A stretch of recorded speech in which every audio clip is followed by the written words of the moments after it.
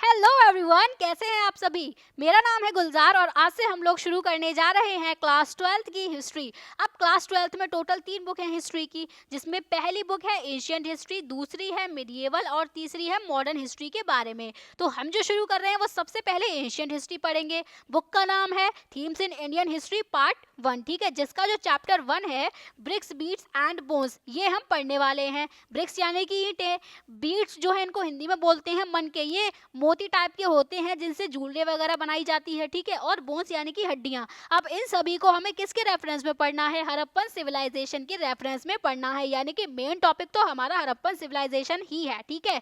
तो चलिए चैप्टर को शुरू करते हैं। चैप्टर शुरू होता है हड़प्पन सील के साथ। इस फोटो को देखो, ये क्या है? ये एक हड़प्पन सील है। ये जो है वो सबसे ज्यादा डिस्टिंक्टिव आर्टिफैक्ट है, यानी कि आर्टिफैक्ट मतलब होता है कलाकृति जो ह्यूमन ने बनाई हो, ठीक है। अब ये कहाँ से मिली है? ये हड़प्पन सिविलाइजेशन से मिली है। हड़प्पन सिविलाइजेशन को ही हम इंडस वैली सिविलाइजेशन भी बोलते हैं, ठीक है। अब ये वाली जो सील है ये एक स्टोन की बनी है जिसका नाम है स्टीटाइट स्टोन, ठीक है। वो एक स्टोन था, उस स्टोन पर कुछ मतलब दाबा गया और इस पर इम्पेक्ट किए गए कुछ एनिमल के पिक्चर्स, कुछ ये स्क्रिप्ट है ना।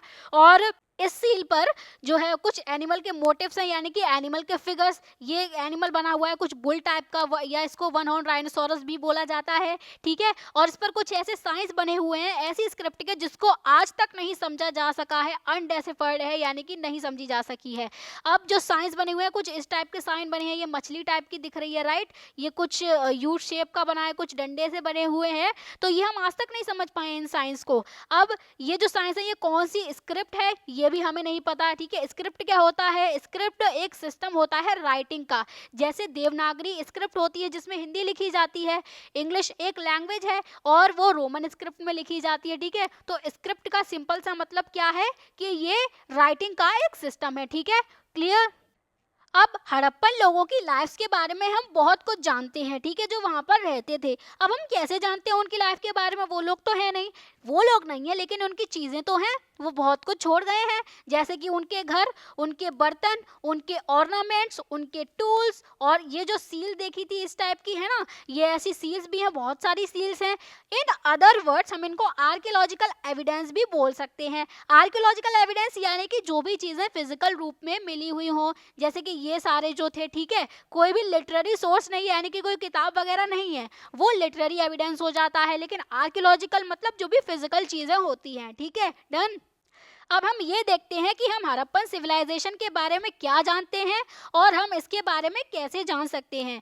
तो हम ये समझेंगे कि जो आर्कियोलॉजिकल मटेरियल है, यानी कि फिजिकल रूप में जो भी चीज़ें मिली हैं, घर, पॉट, ऑर्नामेंट, टूल, सील्स, जो भी चीज़ें मिली हैं, इनको कैसे समझा जाता है। और कभी कभी ये जो इंटरप्रिटेशन है वो चेंज भी हो जाती हैं। जैसे कभी कोई सी खोज की गई, जैसे कहीं पर ईंटें मिली हैं तो हमने ऐसा ऐसा सोचा कि यहाँ पर घर वगैरह होगा, कहीं से ग्रेन्स मिले हैं तो सोचा ग्रेनरी होगी। लेकिन कभी कभी क्या हो जाता है कि वो जो इंटरप्रिटेशन है वो कभी कभी चेंज भी हो जाती है, यानी कि और कुछ अगर वहाँ से मिल गया तो हम ये भी पता लगा सकते हैं कि नहीं, यहाँ पर कोई ग्रेनरी नहीं थी, कुछ और रहा होगा, यहाँ पर एग्रीकल्चर होता रहा होगा, है ना। तो वो इंटरप्रिटेशन चेंज भी हो जाती हैं। So of course there are some aspects of the civilization जिनके बारे में हम अभी भी नहीं जानते और शायद ना ही जान सकें, वो अननोन ही रह जाए, है ना। क्योंकि इस सिविलाइजेशन की लैंग्वेज के बारे में, इसकी स्क्रिप्ट के बारे में हम आज तक नहीं समझ पाए हैं, ठीक है। Terminologies, places and time. Terminologies जैसे कि हड़प्पन सिविलाइजेशन, प्लेसेस यानी कि इसकी जो साइट्स हैं वो कहाँ कहाँ से मिली हैं, टाइम यानी कि इसका टाइम पीरियड क्या है, ठीक है। तो हड़प्पन सिविलाइजेशन को ही हम इंडस वैली सिविलाइजेशन भी बोलते हैं, जिसे हम शॉर्ट में बोलते हैं आईवीसी, ठीक है। अब इसका नाम हड़प्पन सिविलाइजेशन क्यों पड़ा? क्योंकि इस सिविलाइजेशन के जो सबसे पहले एविडेंस मिलते हैं, जो सबसे पहली साइट मिलती है, वो हड़प्पा नाम की जगह से मिलती है। और उसी हड़प्पा के ऊपर इस पूरी सिविलाइजेशन का नाम रख दिया गया हड़प्पन सिविलाइजेशन, ठीक है। लेकिन इंडस वैली सिविलाइजेशन क्यों पड़ा? क्योंकि जो सबसे ज्यादा साइट मिली है इसकी वो इंडस रिवर के किनारे मिली हैं, ठीक है। तो इसीलिए इसका नाम इंडस वैली सिविलाइजेशन रख दिया गया। अब इस सिविलाइजेशन का जो टोटल टाइम स्पैन है वो 6000 बीसीई से लेकर 1300 बीसीई का है। और ये बीसीई का चक्कर क्या है, बीसीई सी ये क्या है, इसे थोड़ा सा समझ लेते हैं। तो एक टाइमलाइन लेते हैं, इस यहाँ पर मान लेते हैं 0। जो ये 0 है ये इसे मान लो क्राइस्ट के बर्थ की डेट, ठीक है। अब क्राइस्ट के बर्थ के बाद में जो भी टाइम चलेगा वो प्लस में चलेगा, जैसे +200 प्लस 400, यानी कि ये 400 साल हो गई, इधर इधर 600 साल हो गई, ठीक है। अब जो प्लस वाला टाइम चलेगा वो चलता है सीई यानी कि कॉमन एरा में या फिर एडी में, दोनों का मतलब एक ही है। एडी का मतलब होता है in the year of the Lord, इसकी फुल फॉर्म है एनो डोमिनी, ठीक है, जिसका मतलब क्या है, in the year of the Lord, यानी कि क्राइस्ट के बर्थ के बाद। तो वो जो भी टाइम चलेगा वो प्लस में चलेगा। जैसे प्रेजेंट में कौन सा ईयर है, 2025 है, तो 2025 कौन सा है, इसके आगे हम यूज करेंगे सीई या एडी, ठीक है। अब इस जीरो से जब पहले हम जाएंगे, यानी कि क्राइस्ट के बर्थ के पहले जब जाएंगे, तो टाइम माइनस में चलेगा, जैसे -200 ईयर्स, -400 ईयर्स, -600 ईयर्स, ठीक है। और यहाँ पर जो यूज होगा वो BCE यूज होगा, यानी कि बिफोर कॉमन एरा, या क्या यूज होगा, BC यानी कि बिफोर क्राइस्ट, यानी कि क्राइस्ट के बर्थ के पहले जो भी डेट होगी। अब जो यहाँ पर ली गई है वो 6000 से 1300 BCE है, यानी कि हम ये क्या देख रहे हैं कि यहाँ तो डेट्स कम हो रही हैं, बढ़ नहीं रही हैं। तो क्यों कम हो रही हैं, क्योंकि यहाँ से हम इधर की तरफ आ रहे हैं, तो माइनस से प्लस की तरफ ही तो बढ़ रहे हैं ना हम। जैसे एक और लाइन यहाँ पर ड्रॉ कर लेते हैं, तो ये हमने ड्रॉ कर ली एक और लाइन, ये मान लिया हमने 0 जब क्राइस्ट का बर्थ हुआ, ठीक है।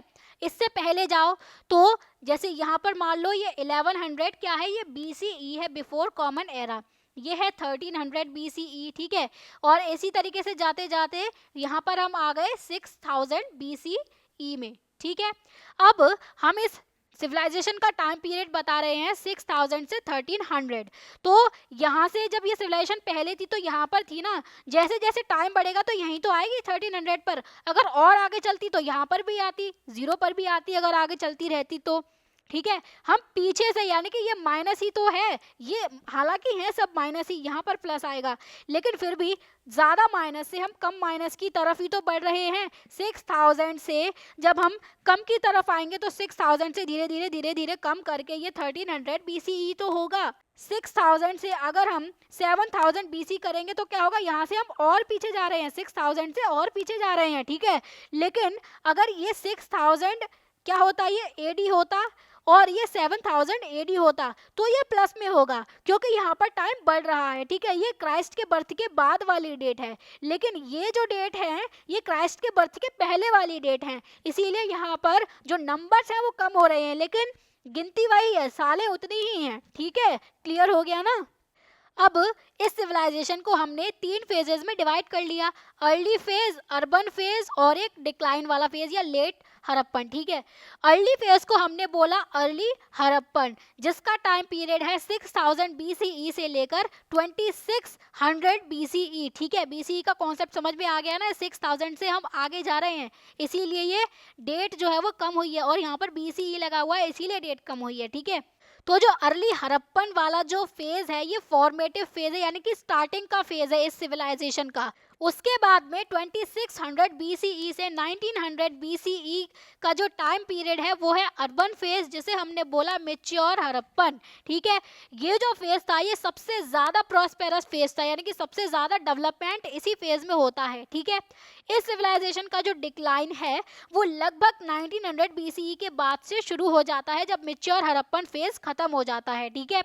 और जो डेकेडेंट फेज है, यानी कि जो डिक्लाइन वाला फेज है, जब ये जो सिविलाइजेशन है वो खत्म होने लगती है, वो 1900 से 1300 BCE का है, यानी कि लगभग 600 साल है, ठीक है। इसे हमने बोला लेट हड़प्पन। तो ये 3 फेजेस हो गए इसके, ठीक है। अब इस सिविलाइजेशन से कुछ रिमेन्स भी तो मिले हैं ना, तभी तो हमें पता चला कि ऐसी कोई सिविलाइजेशन भी है यहाँ पर। तो वो कौन कौन सी चीज़ें मिली हैं, हड़प्पन पॉटरी मिली है, कुछ बर्तन वगैरह मिले हैं, है ना, और ब्रिक्स मिली हैं, ब्रिक्स में बेक्ड और अनबेक्ड यानी कि पक्की ईंटें और कच्ची ईंटें, सील्स मिली हैं, सील का फोटो हमने स्टार्टिंग में देखा ही था, उस पर कुछ एनिमल के फोटो वगैरह बने हुए होते थे, कुछ साइंस बने होते थे, है ना, बहुत सारी चीज़ें हैं। और वेट्स मिले हैं, वेट्स यानी कि जो वजन तोलने के लिए जो यूज होते थे ये वेट्स हैं, ठीक है।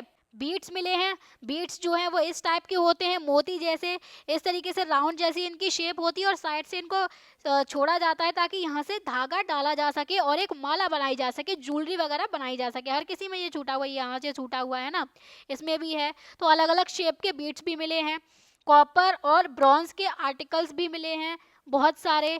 और ये सारी जो चीज़ें हैं ये हड़प्पन सिविलाइजेशन से बिलोंग करती हैं, लेकिन अब ये अलग अलग जगह से तो मिली होंगी ना, कहाँ कहाँ से, अफगानिस्तान से, बलूचिस्तान से जो पाकिस्तान का एक स्टेट है, पाकिस्तान का सिंध भी एक स्टेट है, पंजाब से भी मिले हैं। ये सारे पाकिस्तान के प्रोविंसेस हैं, ठीक है। और इंडिया में कहाँ कहाँ से मिले हैं, ये कौन कौन सा स्टेट है, तो जम्मू एंड कश्मीर से मिले हैं, पंजाब, हरियाणा, राजस्थान, उत्तर प्रदेश, गुजरात, महाराष्ट्र, इन सभी जगहों से ये जो रिमेन्स हैं ये सारी चीज़ें मिली हैं, ठीक है। तो अगर हम इनकी साइट्स के बारे में बात करें तो कुछ मिच्योर हड़प्पन साइट्स हैं, तो जैसे यहाँ पर इंडिया में ये मालदा है, ठीक है। यहाँ पर ये जो है पाकिस्तान में मोहनजोदारो, आमरी, बालाकोट, सुतका गेंडोर, यहाँ पर गुजरात में धौलावीरा है, चनूदरो है, ठीक है। और हरियाणा में ये राखी गढ़ी, बनावली, कालीबंगा, तो ऐसी बहुत सारी साइट्स हैं जो अफगानिस्तान, पाकिस्तान, इंडिया में हड़प्पा की मिली हैं, ठीक है। तो अब बात करते हैं बिगिनिंग्स की, यानी कि ये जो हमारी हड़प्पन सिविलाइजेशन है ये किस तरह से स्टार्ट होती है, ठीक है, धीरे धीरे कैसे इसका ट्रांसफॉर्मेशन होता है। तो बहुत सारे आर्कियोलॉजिकल कल्चर्स मिले हैं इस रीजन में। किस रीजन में, ये जो रीजन है इंडिया, पाकिस्तान, अफगानिस्तान का, ठीक है। यहाँ पर मिच्योर हड़प्पन से पहले भी कुछ लोग रह रहे थे, कुछ ऐसे कल्चर्स थे जो आर्कियोलॉजिस्ट ने डिस्कवर किए हैं, ठीक है। ये जो कल्चर थे हड़प्पन से पहले, इनकी अलग डिस्टिंक्टिव पॉटरी थी, एग्रीकल्चर के एविडेंस मिलते हैं, पास्टोरलिज्म के एविडेंस मिलते हैं। पास्टोरलिज्म यानी कि जो भेड़ बकरी वगैरह होती है इनको चराना, ठीक है, उसे बोला जाता है पास्टोरलिज्म। और इनके कुछ क्राफ्ट भी मिलते हैं। इनके जो सेटलमेंट्स थे वो जनरली स्मॉल थे और कोई भी लार्ज बिल्डिंग नहीं मिली है, यानी कि सब घर छोटे छोटे ही मिले हैं, ठीक है। और रीसेंट आर्कियोलॉजिकल एविडेंस यानी कि हाल ही के और ज़्यादा मतलब और चीज़ें मिली होंगी, डिस्कवरी हुई होगी, कुछ ऐसे एविडेंस मिले होंगे जो ये बताते हैं कि जो हड़प्पन कल्चर है इसका जो इमरजेंस है वो अर्ली फार्मिंग कम्युनिटीज से ही हुआ है जो उस रीजन में रह रही थी लगभग 7000 BCE में, ठीक है। तो उन फार्मिंग कम्युनिटीज से धीरे धीरे इनका डेवलपमेंट होता है, अर्ली हड़प्पन्स आते हैं, अर्ली हड़प्पन्स के बाद में और डेवलपमेंट होता है, देन अर्बन फेज आता है, यानी कि मिच्योर हड़प्पन फेज आता है। तो mature Harappan phase consequent result था ग्रेजुअल ट्रांसफॉर्मेशन का, धीरे धीरे ट्रांसफॉर्मेशन हो रही है और इंटरनल डेवलपमेंट हो रहा है इस सिविलाइजेशन का। जब अर्ली हड़प्पन फेज था तो अर्ली से धीरे धीरे मिच्योर आने लगती है, ठीक है। जब डेवलपमेंट अपनी पीक पर होता है, हाईएस्ट डेवलपमेंट होता है, तब मिच्योर हड़प्पन फेज आता है, ठीक है। अब थोड़ी हड़प्पन सेटलमेंट्स के बारे में बात कर लेते हैं। तो अब तक 2000 से भी ज़्यादा हड़प्पन आर्कियोलॉजिकल साइट्स डिस्कवर की जा चुकी हैं इंडियन सब कॉन्टिनेंट में। इंडियन सब कॉन्टिनेंट में अफगानिस्तान, पाकिस्तान, इंडिया, ये सारी कंट्रीज आ जाती हैं, ठीक है। और मोस्ट ऑफ द साइट्स जो हैं वो इंडस रिवर और सरस्वती रिवर बेसिन्स के बीच में ही मिली हैं। इंडस रिवर तो आज प्रेजेंट में है, लेकिन सरस्वती रिवर आज के टाइम पर अवेलेबल नहीं है, ये एशियन टाइम में हुआ करती थी। फिर भी इसको हम मैप में समझने की कोशिश करते हैं तो ये है इंडस रिवर, ठीक है, कुछ इस तरीके से बहती है। और जो सरस्वती रिवर है वो कुछ इस तरीके से बहती होगी, ठीक है। तो सबसे ज़्यादा साइट्स इन दोनों रिवर के बीच में ही मिली हैं, इस तरह से ज़्यादातर साइट्स यहीं पर मिली हैं, ठीक है। तो जो सरस्वती रिवर बेसिन है वहाँ पर लगभग 2/3 सेटलमेंट्स मिले हैं, यानी कि सबसे ज़्यादा सेटलमेंट सरस्वती रिवर बेसिन में ही मिले हैं। और इस वजह से सरस्वती रिवर की एक इमेंस इम्पॉर्टेंस है हड़प्पन सिविलाइजेशन के लिए, ठीक है। अब इन सारी साइट्स में से 5 मेजर सिटीज कौन कौन सी हैं, वो है राखीगढ़ी, मोहनजोदारो, हड़प्पा, धौलावीरा और कनवेरीवाला, ठीक है। इनको देख लेते हैं एक बार मैप में। तो इंडिया में ये हरियाणा में राखीगढ़ी है, ठीक है, और गुजरात में धौलावीरा है, पाकिस्तान में मोहनजोदारो है और हड़प्पा है और गनवेरीवाला, ठीक है। तो ये सारी पाकिस्तान की हो गई। और ये तो 5 मेजर सिटीज थी, लेकिन मिली तो 2000 से भी ज़्यादा साइट्स हैं। तो जो बची हुई साइट्स हैं, जो रिमेनिंग साइट्स हैं, वो अलग अलग कैटेगरीज के अंडर आती हैं। जैसे कुछ साइट्स हैं रीजनल सेंटर्स की कैटेगरी में आती हैं, कुछ एग्रीकल्चरल विलेजेस हैं, कुछ साइट्स पोर्ट्स की कैटेगरी में आती हैं, जैसे एक पोर्ट वाली सिटी है लोथल जो है, ठीक है। और कुछ मैन्युफैक्चरिंग सेंटर के रूप में हैं कुछ साइट्स, ठीक है। अब हम देखते हैं कि हड़प्पन पीपल की सबसिस्टेंस स्ट्रैटेजीज क्या रही हैं, यानी कि उनका खान पान, उनकी जो ऑक्यूपेशन वगैरह थी वो किस तरीके से थी, वो किस तरीके से अपनी लाइफ को जीते थे, ठीक है। तो अगर हम मैप 1 और मैप 2 को देखते हैं, मैप 1 कौन सा है, ये वाला जो है, और मैप 2 कौन सा है, ये वाला जो है, ये अर्ली हड़प्पन ऑक्यूपेशन के एरियाज हैं, ये जो ब्लैक डॉट दिख रही होंगी, ठीक है। और ये वाला जो मैप है ये मैच्योर हड़प्पन साइट्स हैं सारी, ठीक है। तो इन मैप में हम ये देखते हैं कि जो मैच्योर हड़प्पन कल्चर है ये कुछ ऐसे एरियाज में डेवलप हुआ है जो अर्ली हड़प्पन कल्चर्स जहाँ पर रहा करते थे। ये सारे अर्ली हड़प्पन कल्चर्स हैं ब्लैक वाले, ठीक है। तो इसी एरिया में ये इंडिया, अफगानिस्तान, पाकिस्तान वाला ये तो रीजन है ना जो यहाँ पर मेच्योर हड़प्पन ये जो डेवलप हुआ है, ठीक है। तो इन सभी से ये पता चलता है ये जो कल्चर्स थे मेच्योर हड़प्पन या अर्ली हड़प्पन, ये कुछ कॉमन एलिमेंट्स शेयर करते थे आपस में, जैसे कि इनकी कुछ सबसिस्टेंस स्ट्रैटेजीज। तो उसके लिए क्या करते थे, हड़प्पन्स क्या खाते थे, प्लांट एनिमल प्रोडक्ट, है ना, ये सारी चीजें खाते थे जिसमें फिश भी थी। और क्या है कि आर्कियोलॉजिस्ट ने इनकी डाइटरी प्रैक्टिस को रिकंस्ट्रक्ट किया है। कैसे रिकंस्ट्रक्ट किया है कि आर्कियोलॉजिस्ट को चार्ड ग्रेन्स मिले हैं, चार्ड सीड्स मिले हैं, यानी कि जले हुए ग्रेन्स और जले हुए सीड्स मिले हैं। इससे आर्कियोलॉजिस्ट ने इनकी डाइटरी प्रैक्टिसेस को रिकंस्ट्रक्ट किया है कि ये लोग क्या क्या खाते होंगे, ठीक है। अब जो चार्ड ग्रेन्स, चार्ड सीड्स, कुछ प्लांट्स के रिमेन्स, ये सारे ढूंढे तो आर्कियोलॉजिस्ट ने, इन्हें मिले, ठीक है, लेकिन इनकी स्टडी कौन करेगा, आर्कियोबॉटनिस्ट करेंगे। आर्कियोबॉटनिस्ट कौन होते हैं, जो प्लांट के रिमेन्स की स्टडी करते हैं आर्कियोलॉजिकल साइट से जो भी खुदाई में मिले हों, ठीक है। ये एशियंट प्लांट रिमेन के स्पेशलिस्ट होते हैं, ठीक है। अब जो ग्रेन्स मिले हैं हड़प्पन साइट्स में, वो कौन कौन से ग्रेन्स मिले हैं, उसमें है व्हीट यानी कि गेहूं, बार्ले यानी कि जौ, लेंटिल यानी कि मसूर की दाल, चिकपी यानी कि चना, सीसम यानी कि तिल। तो ये सारे ग्रेन्स मिले हैं। मिलेट्स भी मिले हैं। मिलेट्स को हम बोलते हैं मोटे अनाज, कोर्स ग्रेन्स, है ना, जिसमें बाजरा, रागी, जौर, ये सारी चीज़ें आ जाती हैं। तो ये कुछ साइट से मिले हैं। गुजरात में बहुत सारी ऐसी साइट्स हैं जहाँ से मिलेट्स के एविडेंस भी मिले हैं। लेकिन जो राइस है, इसके एविडेंस बहुत कम मिले हैं, रिलेटिवली रेयर है। यानी कि हम इससे ये पता लगा सकते हैं कि जो हड़प्पन लोग थे वो राइस के बारे में अवेयर नहीं थे, ठीक है। अब हड़प्पन साइट्स पर कुछ एनिमल की बोन्स भी मिली हैं। तो कौन कौन से एनिमल्स की बोन्स मिली हैं, तो कैटल की, शीप की, गोट की, बफेलो की, पिग की, इन सभी की बोन्स मिली हैं, ठीक है। इन बोन्स की स्टडी की किसने की, आर्कियोजूलॉजिस्ट ने या जू आर्कियोलॉजिस्ट ने। जैसे आर्कियोबॉटनिस्ट था, यानी कि आर्कियोलॉजिकल साइट से जो भी प्लांट के रिमेन मिलेंगे उनको बॉटनिस्ट स्टडी करेंगे तो उनको बोलेंगे आर्कियोबॉटनिस्ट, ठीक है। वैसे ही आर्कियोजूलॉजिस्ट है, जब आर्कियोलॉजिकल साइट्स से कोई भी एनिमल वगैरह के रिमेन्स मिलेंगे तो उनकी जो स्टडी करेंगे वो होंगे जूलॉजिस्ट, तो उन्हें बोलेंगे आर्कियोजूलॉजिस्ट, ठीक है। तो जब इन्होंने इन बोन्स की स्टडी की तो इन्होंने बताया कि ये जो सारे एनिमल्स थे ये डोमेस्टिकेटेड थे, ठीक है। अब कुछ वाइल्ड स्पीशीज भी तो होंगी ना, उनकी भी बोन्स मिली हैं। जैसे बोर, बोर जो है वो पिग की ही वाइल्ड स्पीशीज है। डियर, घड़ियाल, घड़ियाल मगरमच्छ जैसा होता है।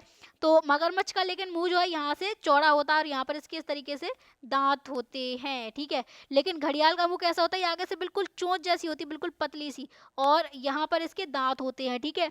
तो इनके एविडेंसेस भी मिले हैं। लेकिन क्या है कि हम नहीं जानते कि हड़प्पन्स इन एनिमल्स की हंटिंग करते थे, खुद से करते थे या नहीं, या फिर वो किसी हंटिंग कम्युनिटीज से मीट लिया करते थे, हमें नहीं पता है, ठीक है। अब सबसिस्टेंस स्ट्रैटेजीज में ही कुछ एग्रीकल्चरल टेक्नोलॉजीज हैं जो हड़प्पन पीपल यूज करते होंगे। तो हम क्या देखते हैं कि हम जानते हैं कि एग्रीकल्चर का प्रिविलेंस था क्योंकि हमें ग्रेज के फाइंड्स मिले हैं, लेकिन फिर भी ये डिफिकल्ट है कि उनकी जो भी वो एक्चुअल एग्रीकल्चरल प्रैक्टिसेस क्या थी उन्हें रिकंस्ट्रक्ट कर पाना, यानी कि दोबारा से पता लगा पाना कि एक्चुअल प्रैक्टिस उनकी क्या थी, ये मुश्किल हो जाता है, ठीक है। क्योंकि हमारे सामने ये क्वेश्चन आ जाता है कि जो सीड्स थे वो प्लोड लैंड्स पर ब्रॉडकास्ट कर दिए जाते थे, यानी कि स्कैटर कर दिए जाते थे, यानी कि पहले लैंड को प्लो किया, उसकी प्लोइंग हुई, उसकी जुताई हुई, उसके बाद में उस पर सीड डाले जाते थे या नहीं, या फिर जुताई के साथ में ही सीड डाले जाते थे। तो ये इस तरीके के क्वेश्चन फिर हमारे दिमाग में आ जाते हैं, ठीक है। हमने सील पर कुछ फिगर देखे थे, किसी एनिमल का फिगर देखा था ना, तो वो और कुछ टेराकोटा स्कल्पचर भी मिले हैं जो ये इंडिकेट करते हैं कि बुल के बारे में हड़प्पन पीपल जानते थे। ये एक टेराकोटा बुल है। टेराकोटा जो है वो मिट्टी टाइप का ही होता है मटेरियल जिससे मूर्तियां वगैरह बनाई जाती हैं, तो उसका ये एक बुल बनाया गया है, ठीक है। तो इससे हमें क्या पता चल रहा है कि हड़प्पन पीपल जो थे वो बुल के बारे में जानकार थे। तो इससे आर्कियोलॉजिस्ट ये एक्स्ट्रापोलेट करते हैं, यानी कि ये अंदाजा लगाते हैं कि ऑक्सेन यानी कि बैल का यूज किया जाता होगा प्लोइंग के लिए, लेकिन हमें ये पक्का नहीं पता है कि वो क्या चीज यूज करते थे, ठीक है।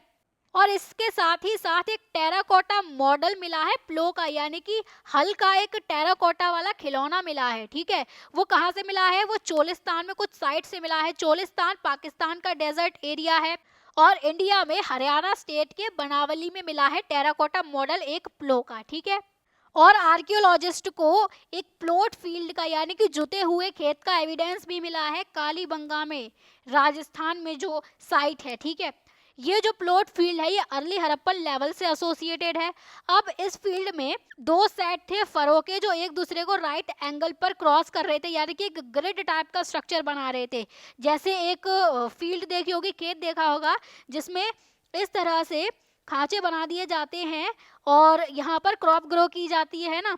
तो इसमें दो टाइप के फरो हैं, एक ऐसे करके वर्टिकल और एक ऐसे हॉरिजॉन्टल। तो ये एक दूसरे को राइट एंगल पर, राइट एंगल मतलब होता है 90 डिग्री वाला एंगल, तो एक दूसरे को 90 डिग्री पर ही तो काट रहे हैं ना। ये यहाँ से, ये यहाँ से, ये यहाँ पर काट रहा है, ये यहाँ पर, ये यहाँ पर। तो यहाँ पर दो क्रॉप्स एक साथ में उगाई जाती हैं, ये इससे ये पता चलता है। ठीक है, एक क्रॉप इस वाली रो में उगाई जाती होगी जो हॉरिजॉन्टल लाइंस हैं और दूसरी क्रॉप इस वाली लाइन में। ठीक है, अब ये तो हमने देख लिया कि प्लॉट फील्ड का एविडेंस मिल गया। ठीक है, एग्रीकल्चर भी किया जाता था, तो हार्वेस्टिंग भी तो की जाएगी ना। तो आर्कियोलॉजिस्ट ने उन टूल्स को आइडेंटिफाई करने की कोशिश की है जो हार्वेस्टिंग के लिए यूज किए जाते होंगे। तो यहाँ पर एक क्वेश्चन आता है कि क्या हड़प्पन स्टोन ब्लेड्स यूज करते थे?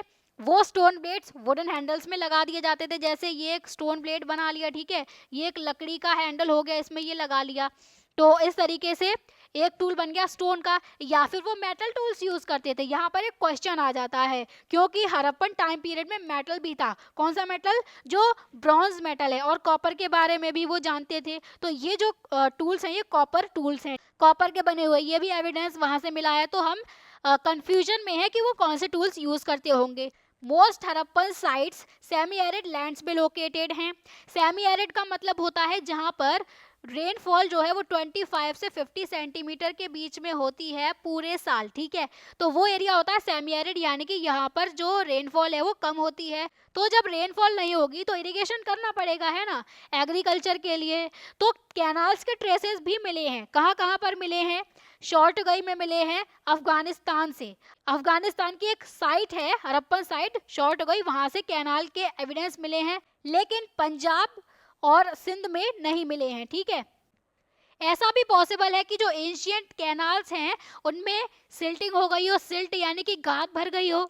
अब गाद भरने से क्या होगा? उनमें गड्ढा तो रह नहीं जाएगा, तो उसमें पानी भी नहीं रह जाएगा, तो कैनाल खत्म। अब कैनाल का सिस्टम तो हमने देख लिया, लेकिन ऐसा भी हो सकता है कि जो वाटर है, मतलब इरिगेशन तो करना पड़ेगा लोगों को, हड़प्पन लोगों को, तो वाटर फिर कहाँ से लाया जाएगा? वेल्स से भी लाया जाता रहा होगा इरिगेशन के लिए। ठीक है, और इसके साथ ही साथ वाटर रिजर्वायर्स मिले हैं धौलावीरा में। धौलावीरा कहाँ है? गुजरात में। तो वाटर रिजर्वायर मिले हैं, तो हो सकता है कि उन वाटर रिजर्वायर का यूज़ किया जाता हो वाटर को स्टोर करने के लिए, एग्रीकल्चर के लिए। ये जो है धौलावीरा में एक रिजर्वायर मिला है, इस तरीके से इसमें पानी भरा जाता होगा। इसमें जो मेजनरी वर्क हुआ है, जो चिनाई हुई है एकदम कितनी पक्की हुई है ना, इसमें से पानी जो है वो आर पार नहीं हो पाएगा। तो इसमें जो है जो भी रेनफॉल वगैरह अगर होगी तो इसमें स्टोर करके रख ली जाएगी, जिसे हम बोलते हैं रेन वाटर हार्वेस्टिंग। तो ये सारी टेक्निक उस टाइम पीरियड पे मिल रही हैं, आज से 4000-5000 साल पहले। जो कि आज हम करने की कोशिश कर रहे हैं, वो उन्होंने बहुत पहले ही कर लिया था। ठीक है, यानी कि सोच लो वो कितने डेवलप होंगे। तो अब हम देखते हैं कि आर्टिफैक्ट्स किस तरीके से आइडेंटिफाई किए जाते हैं, यानी कि उन आर्टिफैक्ट्स का क्या यूज होता होगा, कौन से आर्टिफैक्ट हैं, इसको क्या बोलेंगे। ठीक है, तो फूड की जब प्रोसेसिंग की जाती है, यानी कि जब फूड प्रिपेयर किया जाता है, बनाया जाता है, तो उसके लिए ग्राइंडिंग इक्विपमेंट चाहिए, कुछ पीसने के लिए चाहिए, मसाले वगैरह, है ना, और कुछ वेसल्स भी चाहिए, मिक्सिंग करने के लिए, ब्लेंडिंग करने के लिए, कुकिंग करने के लिए बर्तन चाहिए ना। तो ये सारी चीज़ें, जो कुछ इक्विपमेंट्स हैं, वेसल्स हैं, ये सारी चीज़ें किसकी बनी होंगी? या तो स्टोन की, मेटल की, या टेराकोटा की। ठीक है, अब जो हम आगे देखने वाले हैं वो अर्लीस्ट रिपोर्ट का, यानी कि सबसे पुरानी रिपोर्ट का, किस पर? मोहनजोदारो में जो एक्सकवेशंस हुए थे, यानी कि जो खुदाइयाँ हुई थी, उसकी जो सबसे पुरानी रिपोर्ट्स हैं, उन रिपोर्ट्स में से किसी एक रिपोर्ट का एक एक्सर्प्ट है, यानी कि एक अंश है या एक पार्ट है, उसके बारे में हम यहाँ से पढ़ने वाले हैं। ठीक है, तो क्या दिया गया है कि सैडल कोन्स जो है, सैडल कोन्स इस तरीके का दिखता है, इसे बोलेंगे हिंदी में अवतल चक्कियां। चक्की मतलब क्या होती है, जो ग्रेन्स को पीसती है ना। तो ये सैडल कोन्स जो हैं वो काफी अच्छे खासे नंबर्स में मिले हैं, और ये सीरियल्स को ग्राइंड करने के लिए यानी कि उन्हें पीसने के लिए ओनली मीन्स होंगे, यानी कि एक लौता तरीका ग्रेन्स को पीसने का वो सैडल कोन्स ही होगा, ठीक है। अब जनरली ये जो सैडल कॉइन है ये हार्ड होते थे, ग्रिटी यानी कि किरकिरे कंकड़ पत्थर के, इग्नियस रॉक के या सैंडस्टोन के बने हुए होते थे।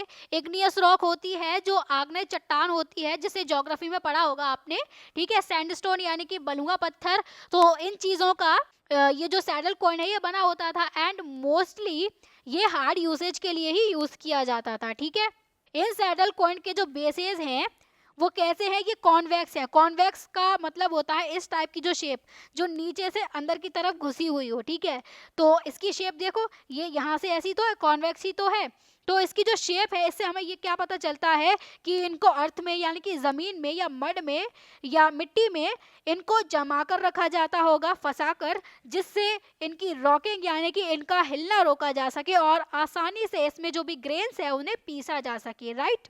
अब इस सैडल कॉइन के दो मेन टाइप मिले हैं। पहला टाइप वो है जो बड़े पत्थर पर जो दूसरा छोटा वाला स्टोन जो होगा उसको पुश किया जाएगा या रोल किया जाएगा टू एंड फ्रो यानी कि आगे पीछे। तो ये वाला जो टाइप है ये इसकी बात हो रही है।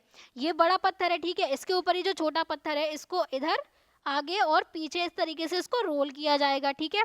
और जो दूसरा टाइप है इस पर क्या होगा, जो सेकंड स्टोन है छोटा वाला स्टोन, उसका यूज किया जाएगा पाउंडर के रूप में यानी कि ओखली के रूप में, कूटने के रूप में। जैसे ये नीचे वाला इस तरीके से स्टोन है, ठीक है, ये मान लो, और इसके ऊपर जो दूसरा स्टोन होगा छोटा वाला वो इस तरीके से यूज किया जाएगा, ओखली टाइप में दूसरी वाली सैडल क्वार्ड बन जाएगी, ठीक है।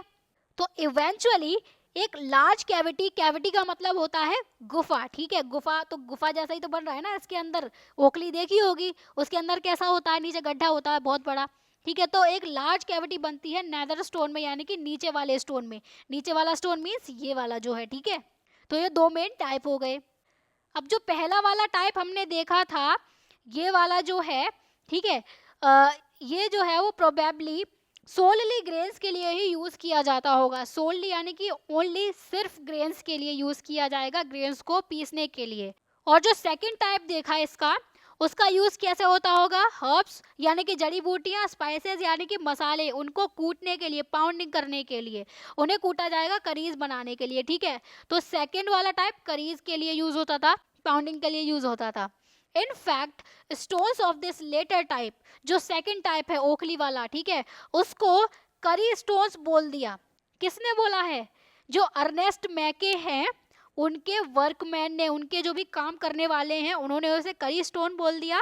और उनके एक कुक ने यानी कि बावर्ची ने एक स्टोन को उधार पर मांग लिया म्यूजियम में से अपने किचन में यूज करने के लिए। ये बात बता रहे हैं। तो ये जो हमने स्टोरी देखी, हमने यहाँ पर क्या देखा था कि ये एक एक्सर्प्ट है, एक पार्ट है किसका, अर्लीस्ट रिपोर्ट का। तो वो रिपोर्ट कौन सी है मोहनजोदारो में एक्सकवेशन वाली, वो अर्नेस्ट मैके की फर्दर एक्सकवेशंस एट मोहनजोदारो 1937 वाली रिपोर्ट है, जिसमें से ये पूरी स्टोरी हमने देखी, ठीक है, समझ में आया।